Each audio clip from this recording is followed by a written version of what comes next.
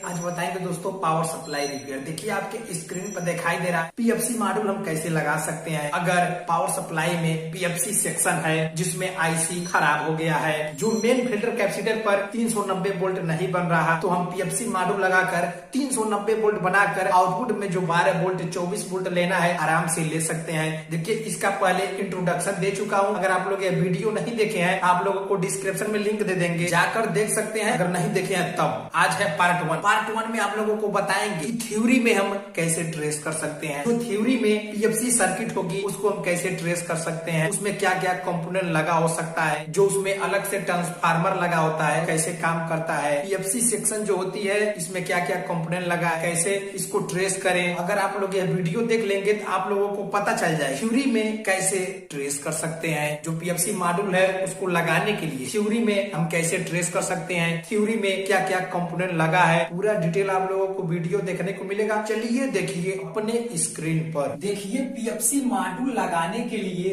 PFC module लगाने से पहले आप लोगों को जानना पड़ेगा जो पीएफसी पावर सप्लाई होती है उसमें कितनी ट्रांसफार्मर होती है। जिसमें पीएफसी सप्लाई होती है उसमें 3 ट्रांसफार्मर होता है।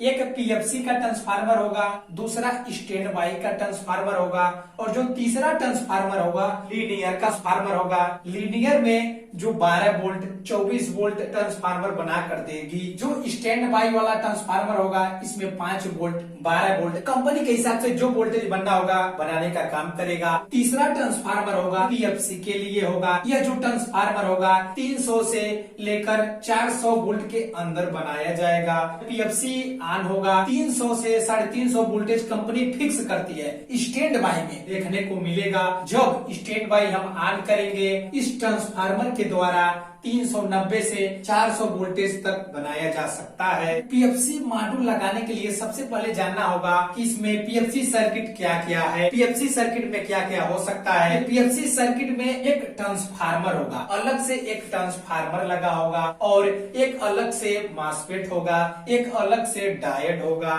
इतनी सामान लगी होगी तब जाकर पीएफसी सेक्शन बनाया जाएगा।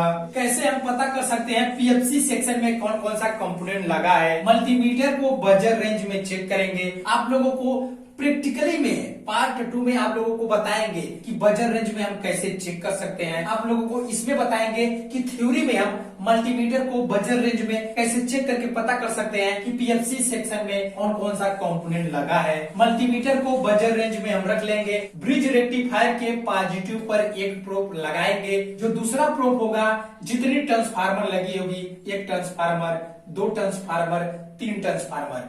बजर रेंज में डायोड के पॉजिटिव से एक प्रोब यहाँ पर लगाएंगे, इस ट्रांसफार्मर पर लगाएंगे, इस ट्रांसफार्मर पर लगाएंगे, सभी पिनों पर ट्रांसफार्मर के पिनों पर लगाएंगे। ब्रिज रेक्टिफायर के पॉजिटिव से जिस ट्रांसफार्मर के पिन पर वीप देगा वह ट्रांसफार्मर पीएफसी का होगा। इससे यह पता चल जाएगा पीएफसी का ट्रांसफार्मर पता चल गया। और जो ट्रांसफार्मर का दूसरा सिरा होगा मल्टीमीटर को बजर रेंज में ही चेक करेंगे। जो एक प्रोब होगा यहाँ पर लगाएंगे और इसमें एक डायोड लगा होगा। जितनी सर्किट में डायोड लगी होगी और दूसरा प्रोब अगर विप देता है वह डायोड होगा। और अगर पता लगाना है पीएफसी वाला मॉसफेट कौन सा है तो बजर रेंज में ही कॉइल के पिन पर रखेंगे और जितनी मॉसफेट लगी होगी सभी पर लगाएंगे। जिस मॉसफेट के ड्रेन पर विप देगी वह मॉसफेट होगी। इस तरीके से पता चल गया है। अगर अब हमको पता लगाना है कि जो पीएफसी आईसी कौन सी है, अगर हमको पीएफसी आईसी पता लगाना है तो हम आराम से पता लगा सकते हैं। ट्रांसफार्मर में 2 वाइंडिंग होगा। एक जो ट्रांसफार्मर का होगा एक ग्राउंड से कनेक्ट होगा, फ्लोटिंग ग्राउंड से कनेक्ट होगा और जो एक होगा एक पॉजिटिव से कनेक्ट होगा। जो पीएफसी ट्रांसफार्मर का एक कॉइल ग्राउंड से कनेक्ट होगा वह पीएफसी आईसी से कनेक्ट होगा। जो पीएफसी आईसी होगी फीडबैक ग्राउंड से भी लेगी, पॉजिटिव से भी फीडबैक लेगी। 3 या 4 रजिस्टर लगाकर यहाँ कैपेसिटर और रजिस्टर लगाकर यहाँ से सेंस कराया जाएगा। पीएफसी आईसी यहाँ से सेंस कराती रहेगी कि जिस हिसाब से इस कॉइल में एनर्जी कोलैप्स होना था कोलैप्स हो रहा है कि नहीं। और फ्लोटिंग ग्राउंड से जो ट्रांसफार्मर की दूसरी कॉइल होगी इसे सेंस कराएगी। आईसी सेंस करती रहेगी कि जो वोल्टेज यहाँ से 390 से 400 वोल्ट बनना है बन रहा है कि नहीं, सर्किट जो काम करना है काम कर रहा है कि नहीं। अगर हमको पीएफसी आईसी पता लगाना है तो हम इस तरीके से पता लगा सकते हैं। उसके कॉइल पर बजर रेंज में रखेंगे, एक प्रोब जो होगा कॉइल पर रखेंगे और देखेंगे फ्लोटिंग ग्राउंड पर वीप देता है,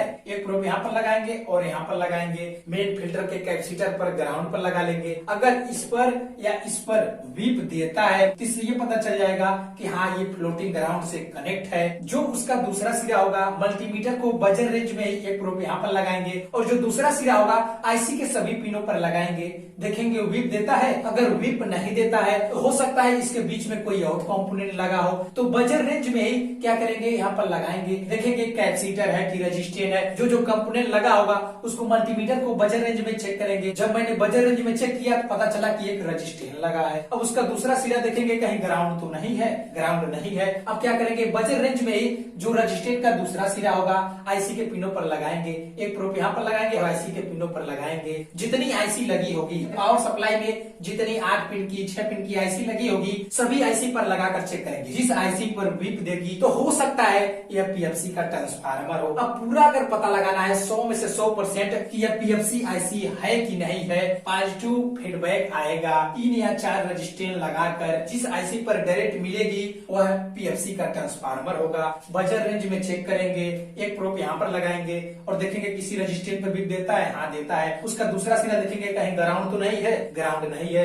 फिर देखेंगे किसी रजिस्टेंस में वीप देता है, हाँ वीप देता है। फिर इसका दूसरा सिरा देखेंगे ग्राउंड तो नहीं है, ग्राउंड नहीं है। देखेंगे जो अगल बगल रजिस्टेंस लगा है उसको वीप देता है, हाँ इसको वीप देता है। अब देखेंगे जो इसका दूसरा सिरा है कहीं ग्राउंड तो नहीं है, ग्राउंड नहीं है। एक रजिस्टेंस और लगा है और देखेंगे इसका दूसरा सिरा ग्राउंड है, हाँ ग्राउंड है। देखेंगे कहीं और वीप देता है, हाँ वीप देता है। एक कैपेसिटर लगा है, देखेंगे इसका दूसरा सिरा जो कैपेसिटर का है ग्राउंड है, हाँ ग्राउंड है। इससे ये पता चल जाएगा कि ये कैपेसिटर और ये रजिस्टेंस जो यहाँ सेंस कराकर वोल्टेज दिया जाएगा वह सेंस। इस प्रकार से पीएफसी आईसी पता चल सकता है। अभी भी अगर कंफर्म नहीं है यह पीएफसी आईसी है कि नहीं है, क्या करेंगे जो पीएफसी का मास्फेट होगा उसको पता लगा सकते हैं। बजर रेंज में जो एक कॉइल होगा, एक कॉइल के प्रोब पर रखेंगे और सभी जो मास्फेट लगी होगी बजर रेंज में चेक करेंगे। अगर ड्रेन पर मास्फेट के बीप देता है तो इससे ये पता चल जाएगा कि ये जो ट्रांसफार्मर के कॉइल से जुड़ा है मास्फेट ही है, तो पीएफसी वाला मास्फेट ये होगा। 100 में से 101% अगर पता लगाना है पीएफसी आईसी है कि नहीं है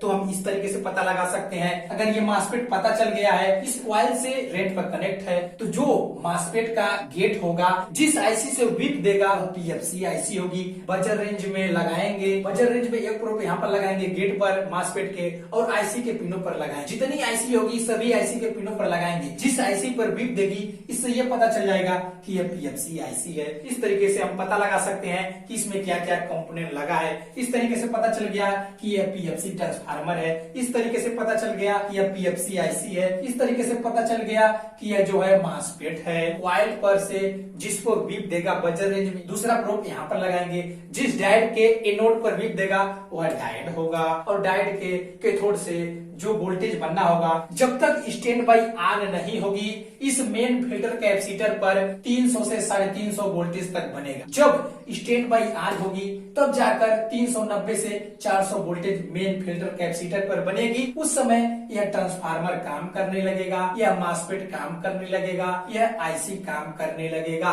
कब यह काम करेगा? जब पावर ऑन देंगे, यानी रिमोट से जब हम पावर ऑन देते हैं तो पीएफसी आईसी काम करने लगता है। पीएफसी आईसी काम करने से ट्रांसफार्मर काम करने लगता है, मास्फेट काम करने लगता है। 300 से 350 जो वोल्टेज यहाँ होती है 390 से 400 वोल्टेज बनाने का काम करता है। अब देखिए यह सर्किट कैसे काम करेगा। स्टैंड बाई ऑन होने के लिए हो सकता है यहाँ पर ट्रांजिस्टर हो या मास्फेट हो। जो पीएफसी आईसी की वीसीसी सप्लाई हो अलजेब्रा बाइंडिंग से आएगी। हो सकता है यहाँ पर ट्रांजिस्टर यूज किया जाए, हो सकता है मास्फेट यूज किया जाए। कंपनी के हिसाब से ये अलग अलग हो सकती है, लेकिन आपको उदाहरण के तौर पर इसी सर्किट पर बताएंगे किस तरीके से पीएफसी ऑन हो सकता है। देखिए हो सकता है एक कापलर लगा हो, स्टैंड बाई वोल्टेज जो आएगा एक कापलर लगा हो सकता है, जो एक नंबर होगा इससे जुड़ा होगा, और जो दूसरा सिरा होगा एक ट्रांजिस्टर या मासफेट से जुड़ा हो सकता है। जो 4 नंबर पिन होगा हो सकता है ट्रांजिस्टर पर जुड़ा हो या मासफेट पर जुड़ा हो। जो वीसीसी सप्लाई होगा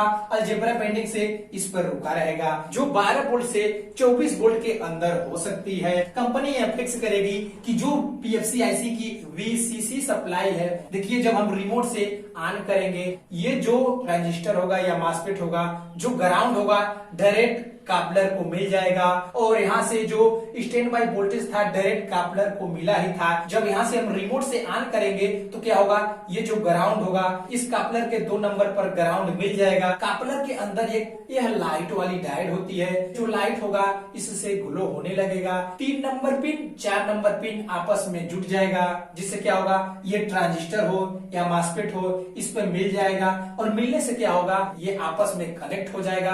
आपस में कनेक्ट हो जाने से क्या होगा, जो वीसीसी सप्लाई होगी डायरेक्ट इस कैपेसिटर पर पीएफसी आईसी के कैपेसिटर पर पहुंच जाएगा, जिससे क्या होगा पीएफसी आईसी काम करने लगेगी। उसी वक्त यहाँ पर 390 400 वोल्ट बनने लगेगा, उसी वक्त यहाँ पर 12 वोल्ट 24 वोल्ट बनने लगेगा। जब तक पीएफसी आईसी चालू नहीं होगी तब तक यहाँ पर 12 वोल्ट 24 वोल्ट नहीं बनेगी। अगर पीएफसी सेक्शन यहाँ पर ऑन होता है, अगर 390 से 400 वोल्टेज बन जाता है, उसके बाद भी अगर यहाँ 12 वोल्ट 24 वोल्ट नहीं बन रहा है तो हम इस सर्किट को चेक करेंगे। उस मॉड्यूल को लगाने के लिए आपको पहले यह सर्किट जानना होगा। जब हम रिमोट से पावर ऑन ऑफ बटन देते हैं, ये जो ट्रांजिस्टर हो सकता है या मासफेट होगा, जब यहाँ से ऑन करेंगे तो ये आपस में कनेक्ट होगा, जिससे क्या होगा ये जो ग्राउंड होगा कापलर के 2 नंबर पिन पर मिल जाएगा, और 1 नंबर पिन पर स्टैंड बाई वोल्टेज मिला था, जिससे क्या होगा इसके अंदर जो डायोड लगी होगी ग्लो हो जाएगी, जिससे क्या होगा कापलर के 3 नंबर पिन 4 नंबर पिन आपस में जुड़ जाएगा, जिससे क्या होगा यहाँ पर अगर ट्रांजिस्टर है चाहे मासफेट है, यहाँ पर मिलने से क्या होगा ये 2 आपस में साट हो जाएगा। जब ये 2 आपस में साट हो जाएगा